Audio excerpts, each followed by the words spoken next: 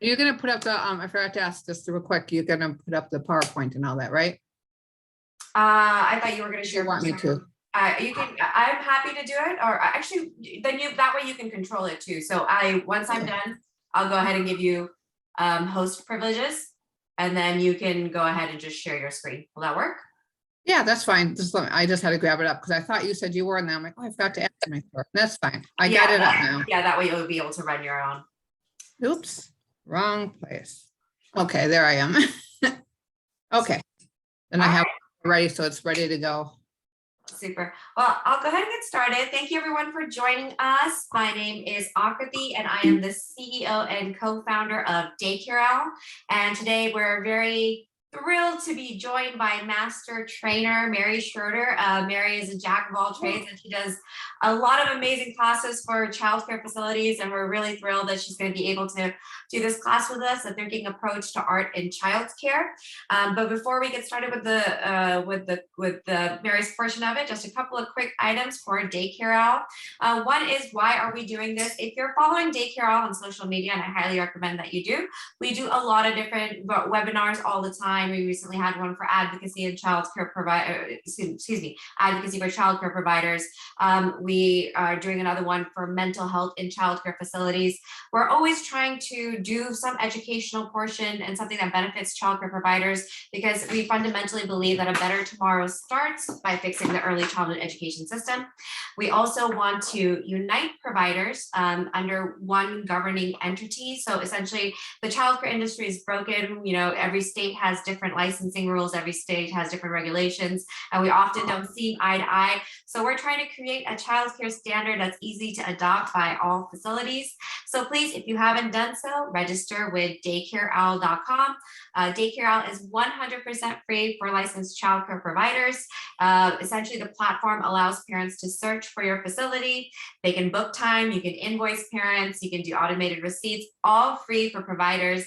And parents only pay if there's ever run a transaction through the platform. And a couple of other things that we're doing for the industry. One is that we've recently launched a childcare watchdog with DC Insurance. We often understand that childcare providers don't have a means to protect themselves. They don't have a way to report, you know, if they're being bullied by an analyst, if licensing isn't hearing them, if they've been denied on an insurance claim. Where do providers go for a resource? So we've actually started a childcare watchdog program where we're doing data collection, analysis, and an advocacy for providers. So if you're a licensed childcare facility, please do register with the platform. And if you ever need this form, it's available to providers at daycareowl.com. And the other thing that we're doing is we're actually starting a ECE roundtable discussion to early childhood education. If you feel that you are a childcare thought leader, you have a lot of insights into the industry, if you are participating on a government or legislative level, please join our panel. We'd love to speak with you. We'd love to hear about your insights. And we have a panel that's meeting on Wednesday. It's just under 20 providers or so, and we're getting their feedback on one of the top 3 things that are impacting the industry right now. So if you'd like to participate, please check us out on daycareowl.com, or you can always email us at support@daycareowl. And lastly, this is before I turn it over to Mary, we have a wonderful advertiser called Force of Nature that is giving away a free Force of Nature cleaning kit to every childcare facility that registers on Daycare Owl. So if you register on Daycare Owl, you'll get a call from us. We'll ask if it's okay if we can send over your information to Force of Nature, and they will mail you one of these kits completely for free. This device essentially turns water and vinegar into a solution that is as strong as bleach, but safe enough to use around children and pets.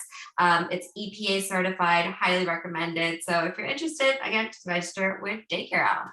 And with all of that being said, I'm going to go ahead and turn it over to Mary. Mary, you're gonna take over as the host and go ahead and get started. Well, thank you very much. That sounds wonderful. All the different things that you do for us daycare centers. It's awesome. And I'm excited about getting my new clean kit too. I'm like, awesome. Yes. Try it out.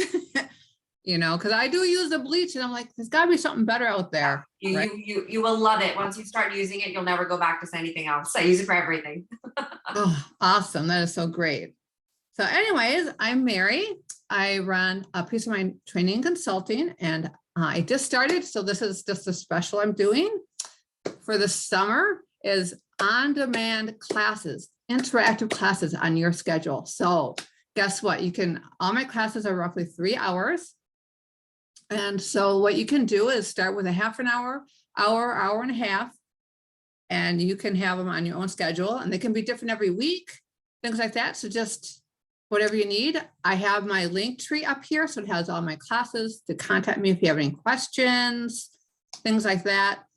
Great resource. And it has my Facebook group and all that on there. So if you want to just click on it when you get a chance, that'd be awesome. And I'm going to share my, oops, I got the share button here.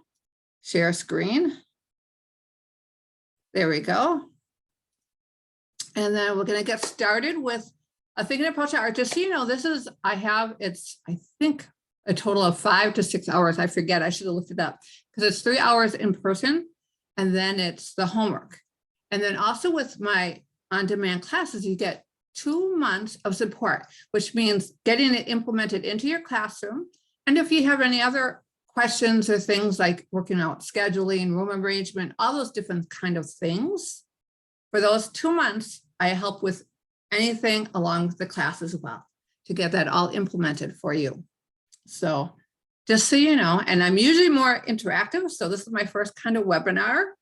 So I do ask a lot of questions usually and have a lot more discussion. So I did kept a few of those questions in here just for you to think about and things like that.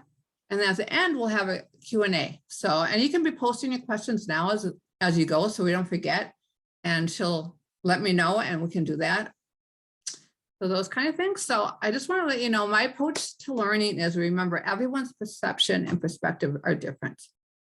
So just to remember that and live to be curious. I mean, that's for everything, not just the arts, but just everything in your life, because it brings you to my favorite, learning to live and living to learn. So that's what it's all about. So why are you here today? What is art to you? Does it make you think? Does it make you want to explore more? What should art be for your children in your classroom? What do you want to, what brought you here? So I love learning that all the time about different things with the people that come to my classes. So what do the arts include? We should all know this, I'm sure. Arts, painting, the clay, the collages, all those things that we do, right? Along with music and dance, and dancing and music together, getting them active and getting that energy out, as well as just feeling their emotions. And you can have it quiet for nap time, right? Or you can have it more active for the more engaging and fun and getting them moving. And then the theaters, those puppets, all those different things, or even in dramatic play, right? They're acting as their parents or guardians or different things, and kind of figuring out their roles and things like that. So that's, a little mini theater right there. Books and the writing. We always think of the illustrators, but it's the writings too. Writing is definitely a different art, and sensory, because art in itself is sensory as well. So all those different things are part of the arts. So just think, why is art so important to you and the children? So I see someone commented, so I'm so cool. I want to look, but I'm not I'm going to keep going so I don't get too distracted. The importance of art and the benefits is, of course, in brain development. It's so important because it's connecting our emotions and feelings to our body, and then we're letting it out in a creative manner. And that is one thing that makes those neurons connect. And the more that connection is going on, the more they see in the brain development that they're connected and that cognition is improving with the children. So, and of course, in math and science and all those different, right, cognitive development, and even the fine motor with the painting and writing, those kind of things, diversity and value differences, and just creativity, right, in general. And it's also good for relationship building. and others' perspectives. We're learning others' perspectives and that social and emotional perspectives as well, and those different needs that we have. So I'm moving. So art in the classroom. Art is a way of learning and develop artistic knowledge, as it talked. And that's what kind of art is, goes beyond that exploration. And I'll talk about that in a few minutes. So as those skills and those different viewpoints and visual thinking, because children can't always connect to the emotions and things like that. So that's sure how that's all interacting and feeling with them. So getting them to do the arts, whether it's the music or dance or even the more traditional, as we know, the painting and drawing, all of that is so important to the children to get those emotions and understanding out. As well as then this goes beyond to the planning and thinking as well. So there's different art methods, as you well know. I know when I was in the classroom years ago, it went up I got there through process art. So I learned all about that as well. But when I first started, because I have over 25, probably close to 30 years, don't date me, of experience, and also been helping with my own staff's classroom and things like that. Not my own staff, but my own staff, not just my classroom, but I was a director and all that, and helping them and coaching them and things like that through the process. And then now the cognitive art. So product is just basically the skill oriented, this cute, crafty kind of thing. And then the process art is all that exploration and all those different things and kind of feeling and touching, and anything goes pretty much, right? And then the cognitive art is critical thinking with that exploration. So it brings and allows for that exploration as well as as that thinking and process and all those different things. So do you see that kind of progression there with process to cognitive? So do we have room for all three? Now, this is a discussion I also have, and I just put it here. So just you think about it. And I ask where everyone's at usually of, what you do more in your classroom. And there's no wrong answer. We're all here to learn together and figure out how to best help those children. And we can't use product art, but I talk about it in my class more, how you can use it appropriately and better.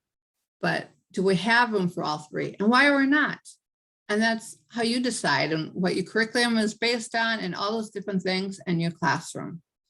Now, just to get us in the mood for the 100 languages of, I'm going to do the 100 languages of children to get us more in the mood. So I'm just going to read it to you. Oops, I think that's good. Okay. The 100 Languages of Children by Loris, and I'm terrible with names, so I'm not going to read the last name. The child is made of 100. The child has 100 languages, 100 hands, 100 thoughts, 100 ways of thinking, of playing, of speaking, 100. Always 100 ways of listening, of marveling, of loving, 100 joys of singing and understanding, 100 worlds to discover, 100 worlds to invent, 100 worlds to dream. The child has 100 languages and 100 more, but they still 99. Oops, excuse me. The school and the culture separate the head from the body. They tell the child to think without hands. And they tell the child to think without hands, to do without head, to listen and not speak, to understand without joy. Oops, it's not letting me go. All right, oops. To love and to marvel. Only at Easter and Christmas, they tell the child to discover the world already there. And of the 100, they still 99. They tell the child that work and play, reality and fantasy, science and imagination, sky and earth, reason and dream are things that do not belong together. And thus they still tell the child that the 100 is not there. the child says, no way, the 100 is there. It is there for me and you and for the world all around us. So I just thought that would be great to get us kind of in the mood to really learn about what is cognitive art. So I hope you enjoyed, and we always have a lot of discussion on that poem and what that all means. And so it's great. And if you want that poem, I will send it to her, and then she can have it out with the PowerPoint. She's gonna send you the PowerPoint so you can have that for your reference, because I have some links in here for you as well. So things like that. So what is cognitive art? Let's get to the nuts and bolts of the cognitive art. So teacher and children, the exploration, the dialogue, which includes questions, and then the teaching, right? You know, putting it out there and teaching all those things, the cognitive things, as well as the social and emotional, because that's embedded in the arts in general already, but we're gonna do some teaching and the fine motor skills, whether it's maybe cutting or the pincer grasp, those kind of things, or colors, all those great things that you can do with art and patterns, all those different things. So teacher, excuse me, teacher, the process, exploration, and materials. The schedule, so making sure that you have enough time for them in your schedules, and having a variety of materials available for them, but not too many. And we talk about that in a little bit. And dialogue, expanding and learning. And those open-ended questions with specific ideas and knowledge. And that's where the cognitive part comes in, that adding that knowledge and those great questions and planning and helping them and guiding the children into that, and teaching actual art, kind of like the language and balance and complementary colors and tints and shades, those kind of things. So the process to help guide art is, because their feelings, that's just what they're working with, right? Those thoughts too, just to action. It's always just to action. But here we're trying to help them to plan and to think and to learn as well. So we want to guide them both ways into planning. Oops. I kept scrolling too far. So children need process. So they need that process, right? Being able to explore with the materials and have enough time. And then communicating their thoughts and feelings and ideas to self and to others. So we can learn about their needs and how their thought process goes and their interests and all those different things, so we can better help them in the classroom. So learning from action and the doing with hands and experimenting. So first is that exploration with time and materials is what we're going to talk about quickly. Schedule. So allowing children daily uninterrupted blocks of time for art and just experiences in general. It doesn't have to be necessarily arts, it can be the blocks. And in my class, I don't talk about it here that much, but in my class, I talk about how you can bring the arts into the different areas, like even in the block corner and things like that. And even with nature and science and all those different things. But allowing for that.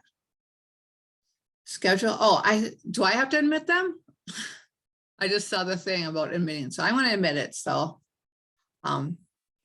anyways, where was I? I'm sorry. I'm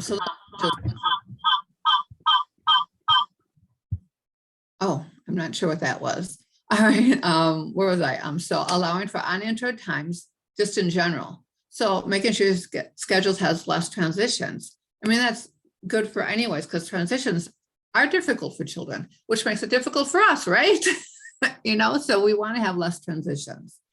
And we taught more about some of these things in the class and things like that. So if you need help with transitions, guess what? That's where we'll go. And that's what we'll talk about. Inside to out and bringing it back and forth. Sometimes if you can, things like that. So you can bring things inside and to outside, as well as maybe doing it at a different time and allowing for that. Saying, well, let's save it for later. You can finish it later, right? And we all kind of know that usually, depending where we're at in our career and how we're all doing. So the exploration and the materials and go beyond. Exploration is introducing the children to their new experiences. So giving them new things to do and not just all the same things. So one is like different brush sizes. I think I go into that more in another point. I kind of do that sometimes. So you get duplicates. Introduce children to new experiences through guided art exploration. So you kind of help them. You do guide them sometimes and help them with things and all that and help them to learn. And then evaluate their art space, looking at your art space. How can you make it bigger? Can you add that easel? Can you allow for, oops, I got to admit someone else, I think. Hold on, sorry about that. And allowing them to stand, even though you have the table, but allowing them to stand at the table or having an easel or something as great as the wall easel. You can do that because it's really kind of nice and it's less, if you can, space-wise than a regular easel, because the easel has, the width going out so it stands up.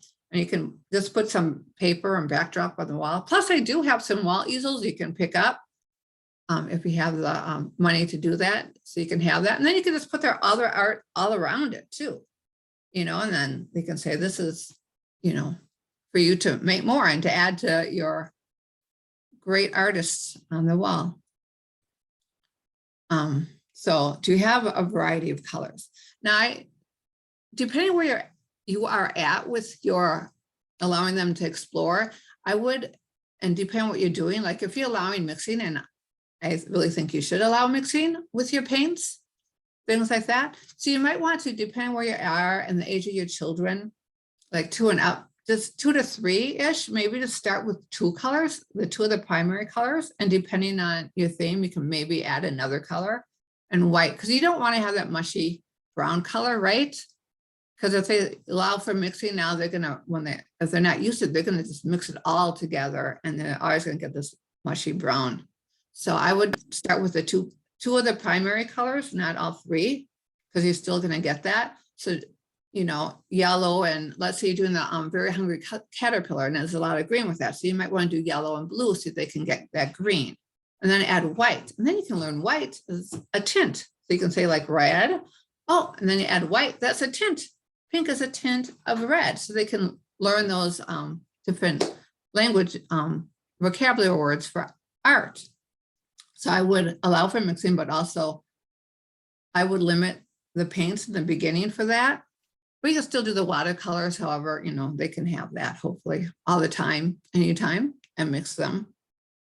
But, and a variety of brush sizes, or even adding sticks when they go outside for a walk, adding sticks, that's great. So you can, they can have that as a different variety, or you can have thin brushes and thick, because, they can get frustrated with just having all that thick brush, because maybe they want something thinner, and to get those pokey little eyes or doing little polka dots or whatever they might be excited about doing, depending on what book you're doing or just what they're thinking about. So just thinking about what art choices do you have, with that. And then you also don't want it too cluttered either. So you want to be able to rotate those out and have different things dependent on your theme and things like that. So, you can change for your theme, you can change for just variety, and maybe not having all those collage things out, having 2 or 3 buttons and feathers and things like that, and the puffballs that they love so much, because they can get frustrated too with not having the right brush strokes and things like that. We do actually an art activity with that in my full class. So we talk about how that's frustrating. So that can be very frustrating. How can this be limiting or frustrating the children by not having different things out there for them, or allowing them to pick out? You may put 2 or 3 things out for your main activity kind of thing of what you're trying to do, like a certain color you're trying to learn about, or even the shapes, putting those out, like block shapes if you're looking at blocks, different things like that. And then, but allowing them to bring out different things, bring out those collage items, bring out gluing, whatever, and scissors. And that would be depending also, we talk about the safety things, you may not want scissors out all the time, especially for 2-year-olds, things like that, unless you're there, and you might say, all right, I can bring it out when I'm there and then actually at the table with the children, those kind of things. So, and it also depends on your size of your art area, how much you can have out. So you can maybe have more things out because you have a bigger art area. But if you have a smaller art area, because I work with a lot of family childcare centers, we talk about that. And so then how they need to rotate a little bit more, maybe. Oops. Things like that. So that's kind of what you might need to do depending on your art area size and how many children you can have on there. So you brought, I talked about that already, and paint options. And then, oops, I think someone needs to get muted. Okay, there we go. I muted the person. I don't know how that worked. I guess I have control. I forgot. Art center area ideas. So the size, I talked about the size of the area, the tables, and you might want 2 smaller tables so they can be doing 2 different things at a time if you can, or, so they can have one more collage area and then one more painting, or one more just kind of drawing and doing those kind of things, as well as then painting or watercolors. So you can have 2 different things going on, and, depending, as I said, the size of your classroom. And the wall easels, we talked about that already. Let's see. And just allowing to stand, and then the shelvings and your spacing and all that, and making sure it's not cluttered. Let's see, depends on the age of the children, their safety, of course, we talked about that, and the size of the area. So I do that a lot. I go ahead, it's like, okay, I'm thinking about it right now. I want to say it before I forget. So, and just making sure you have that standing. I know I kind of repeat sometimes, but sometimes it's like, if I'm going too fast or you're not thinking about it, I like to make sure at some points I make sure that you're getting certain points. Oops.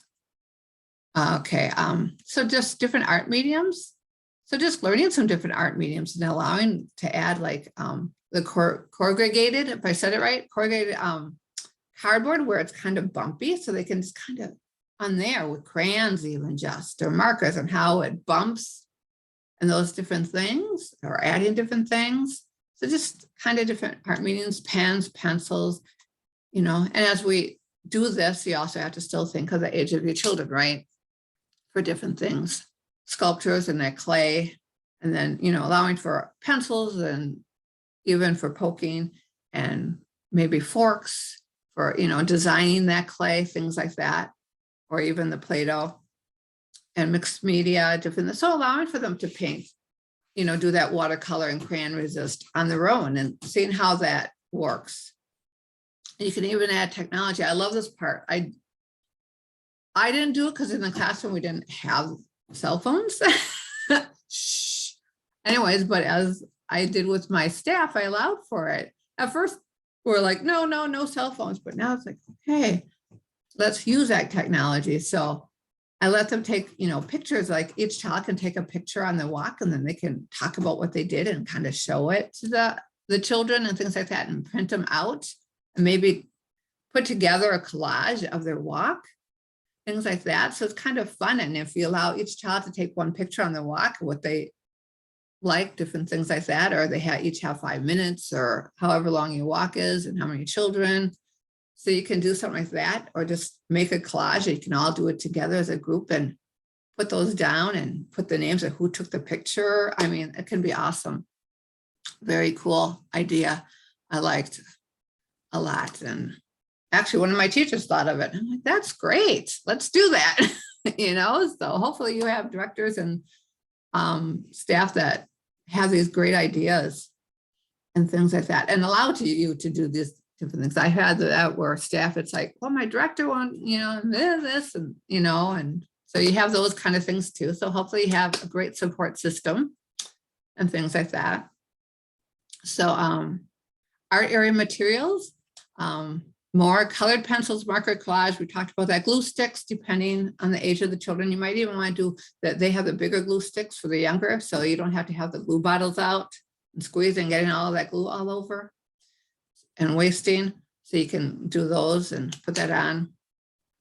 And just a variety of brushes, as I said, and bringing it in, maybe letting them on the walk take and bring in to paint with, feathers or sticks, things like that, or even a leaf, or even painting the leaf and putting it on and making leaf prints or feather prints. So paint sticks and non-toxic pastels, so they can do the mixing without it, because sometimes there's children that might have some sensory, don't want that wet, but you want to try to get them to do more art. Well, they have some non-toxic pastels for mixing, because then they can, pastels, you can mix them and you just put your finger together and you can kind of mix them. They're not as good as mixing as regular paints, but you can in blending. And so they can still kind of get that feel with it. And just magazines, graph paper maybe, and of course Play-Doh. And just rotating it, I talked about that. So they have the different choices. Additional paint color collage items, cutouts of certain shapes. You might want to do that, could do in shapes or shapes and colors, And then I have some links in here for some safety concerns, so that you can do that. So also just put in there, I didn't think that's the beginning, but if I'm going too fast, or I think I did make sure that you're putting in any questions that you might come up, or write them down for yourself so you can ask in a few minutes, I think 10 minutes-ish.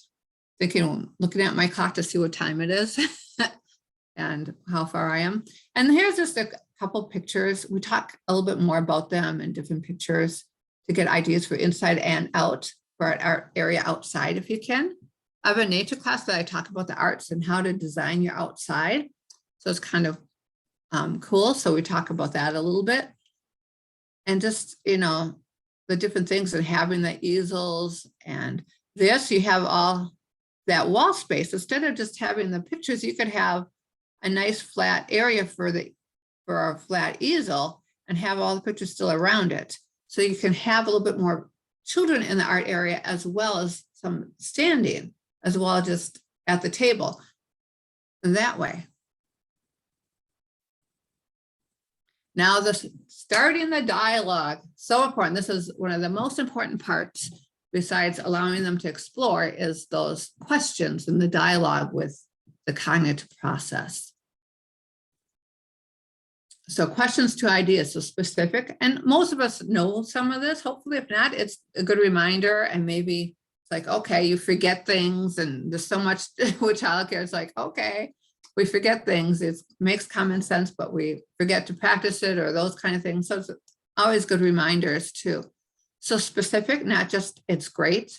So adding knowledge of art and feelings and perspectives. And I do go into some sample questions in a little bit.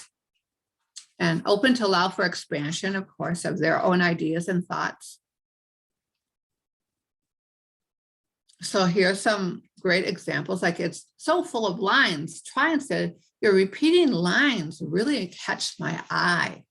Or those different colors really catch my eye. I like how you did the blue and purple together that way. Then, and I see that you use complementary colors. So you can talk about complementary colors, and you can even have a color wheel. I'm sorry, real quick, my cat, my cat's like going crazy in the room. That's a cool area, that's a cool area. Try, how did you do that? What colors did you mix? I liked how you picked the lines or the colors, or, just something specific about the art. And there's no wrong thing. And you can even, at some point, in a little bit, to say, oh, I would have picked blue rather than purple. But, my favorite color is blue, or you can say blue and purple, things like that. So you can criticize a little bit, but constructively and with kindness. And saying, this is me. So you have someone else's perspective. Doesn't mean it's right or wrong, right? And getting that to them. Instead of, are you finished? Try, what do you want to explore next? What would you want to name the art? And I love that one. I didn't think of that. One of my teachers did. I'm like, oh my God, I love it. And I say it 100 million times. What would you want to name your piece of art? That's just amazing to me. What's your piece? And that it is a piece of art. So you give them that confidence and self-esteem and all those different things with it. and it's theirs to name whatever they want. How were you feeling when you made this piece of art? And I had one person from my class. She was actually, I'm glad in one sense I didn't know she was she had an art education degree already, and she just loved it and said how much she learned from my class. But she did her project on art and music and how the different music changed what they did. And I'm like, oh my God, that is so cool. And I just loved it. And she did one with ballerina and the classical music and some rock and roll and different things. So it was really, really awesome. Anyways, so just their feelings, and you can add to that and change to it, get more upbeat or slow, things like that. And how do you hope other people will feel when they look at your picture? So that's really cool. So they're now thinking outside of themselves, right? And they may never have thought of that before. How do I want others to feel? You know, how would I want to? And then you can expand and say, oh, it made me feel happy or sad because of you use blues or purples or whatever it is. And I really like this color. Or we talk about more emotions in my class. It's like, and memories, well, that green, it makes me feel sad because of a memory. And you can talk about it very briefly. Why does this color make you feel this way? So all those feelings, and you can get that out and learn more about your children. So I love that one too. It was one of my things. It's like, how do you want other people to feel when they see your picture? I mean, because artists, if you could talk about artists, why they do it. I mean, and when they do a major piece of art, guess what? They do a lot of sketches and practices, right? We know that. So you can talk about that with them, and you can practice. And what do you want to learn from this and move forward to do for your next piece? Things like that. They have all different art out there. It's just amazing. So how do you feel about your artwork now that you're done? Now that it's done, how do you feel? How do you feel? You feel accomplished and happy? Did you learn something? All those different things. What do you want to do to add to your art next time? What would you want to do or change, right? What do you think you want to explore next time? Is there something you want to explore? You didn't, maybe it's just painting, but now do you want to add gluing to it or collage kind of things? You know, or maybe pencils and pens to it, depending on the age of the children, things like that. What would you want to explore next? Would you want to just do lines? Would you want to do thick and thin? What, bringing all those different things out.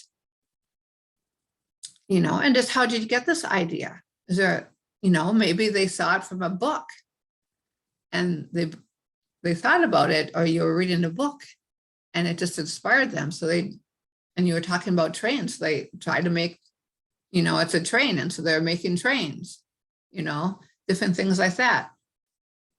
If you could do this again, would you do it differently? How would you do it differently if you could do it again? So let's see, where would you like to do or put your artwork? So just not say, oh, it has to be here, but let them choose, or maybe give them just two choices. And what if you did this differently? What if you added blue? What if the paper was pink? What if you did this? Just different things to help them to think. And now, obviously, that you don't do all these different questions at one time. You kind of pick and choose, and depending on the child and their artistic knowledge and feelings, some children you can, go beyond with, and how would you want other people to feel, where one other child, you might want to just help them to explore what they're doing and learning about lines and colors and filling up maybe that page or what they're doing. So depending on the child, you would ask different questions, as you well know, and not all of them at once. What can you tell me about your art? And then, of course, expanding on what they say and things like that. What do you like about your art? So all those different things. What materials did you use? Just kind of getting thinking, okay, what materials did I use? Okay, I did, start with the paper and then the paints. And then, okay, did I use pencils or pens? Those kind of things. And then some more dialogue ideas. Tell us about the group of photographs. How is the piece different from the other one you just made? Okay, the teaching goals and objectives. Oh my, developmental areas. You know, we have the cognitive, so it's all this is cognitive, right? The planning, that's very much. Plus then if you talk about colors, you know, why you pick this colors and just asking them what colors and the mixing of colors, what they made, all those things, emotional, physical. And then I didn't put in there the language, you know, and those different, you know, words and different things like that, that you talk about learning about, oh, excuse me, art. So teaching of the art, you know, the complementary colors, art vocabulary. So I have some links there. I'm not going to go into them, but different links about different, you know, the pin, the tint, the shade, primary, secondary colors, complementary colors, balance. Well, if you don't have anything here, how about we balance it with something over here? You know, you can make one big thing and a lot of little things here and talk about balance maybe a little bit, you know, things like that. So all those different things. And just for you, art mediums. So on those different things, you can talk about what an art medium is, you know, using all these different things, paints and different paper, and then learning about different art styles, you know, impressionism and cubism, expressionism, and all those, you know, emotions, you know, that artists do have, right? And cubism, you know, you can talk about that easily because it uses the different shapes and you can easily bring that in. Or you can talk about different illustrators and have those pictures out and talk about that. And you can even have one there and they could kind of look at it and get ideas in that way, or make their own stories and illustrations. And then I have some about different artists that you can use in your classroom and illustrators, some great illustrators with different books. Like Chris Van Allsburg, he's one of my favorite, but there's plenty out there. So I have that. And we talk about the different books and artists. So thoughtful questions. Does everyone experience color in the same way? So it just, you know, or even just art. And of course, the easy answer is no, but why?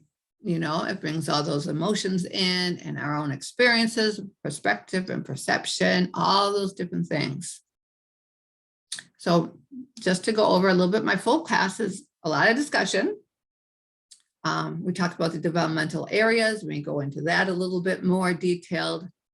Other areas to bring art into. So we talk about that a lot, about how we can bring it into the block corner, into the dramatic play, and all those different areas, and outside to inside, and just some art knowledge.